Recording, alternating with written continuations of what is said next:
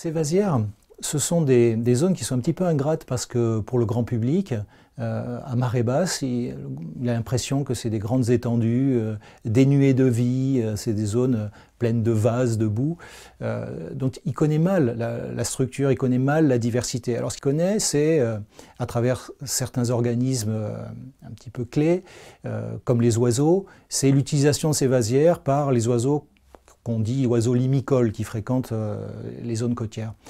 Mais ces oiseaux limicoles, ils sont au sommet d'une chaîne trophique, une chaîne alimentaire, et il y a tout un réseau qui démarre par des organismes qui sont souvent microscopiques et que le grand public n'arrive pas à percevoir. Et parmi ces organismes, nous, on s'intéresse particulièrement à des microalgues qui se développent sur ces vases. Alors on appelle ça le microphytobenthos, c'est-à-dire des organismes microscopiques qui sont photosynthétiques, qui sont unicellulaires, et qui sont composés d'une diversité qui est assez importante. Alors vous avez des grands groupes comme les diatomées, les dinoflagellés, vous avez aussi des cyanobactéries. Et ces organismes du microphytobenthos, ils sont en fait très productifs.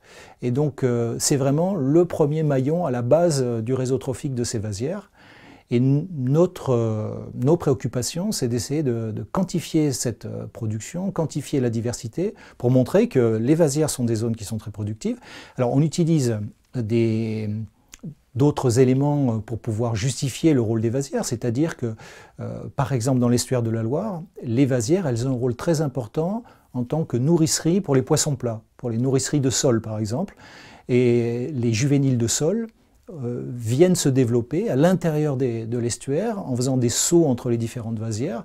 Donc ils ont besoin de cet habitat pour leur développement. Et ça c'est intéressant parce que ça fait un lien entre ces vasières qui sont très côtières et puis le milieu qui est un petit peu plus au large, parce que finalement cette ressource, la ressource de cette espèce exploitée qui est la sole, qui va être pêchée dans le golfe de Gascogne, elle a une dynamique dans sa population qui va dépendre du maintien de ces habitats très côtiers que sont les vasières intertidales. Donc il y a ce premier aspect qu'on essaie d'étudier.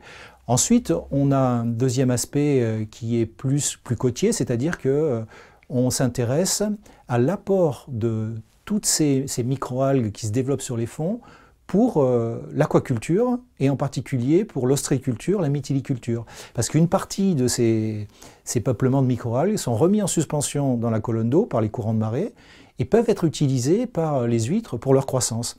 Donc on a pu montrer que dans des zones côtières qui sont turbides, c'est-à-dire où l'eau était chargée de matière en suspension, où la lumière pénétrait mal dans la colonne d'eau, à marée basse, il y avait une production significative et vous pouvez avoir jusqu'à 30 à 40% de la croissance des huîtres, par exemple, dans la baie de Bourgneuf, qui est notre site d'étude au sud de l'estuaire de la Loire, qui est reposé sur la consommation de ces organismes. Donc ça, c'est quelque chose qui était assez nouveau ces 10 dernières années, c'était peu pris en compte. Et puis, les vasières aussi sont importantes d'un point de vue physique, je dirais, parce que ça atténue l'érosion côtière, ça réduit l'hydrodynamisme, ça dissipe un peu l'énergie des vagues, des courants. Et donc il y a un service qui est lié à cette diminution du risque d'érosion côtière, qui est une préoccupation majeure quand on voit les impacts, les dégâts causés par la tempête Xynthia, par exemple, sur le littoral de la région des Pays de la Loire. Eh bien, c'est une dimension qui est importante.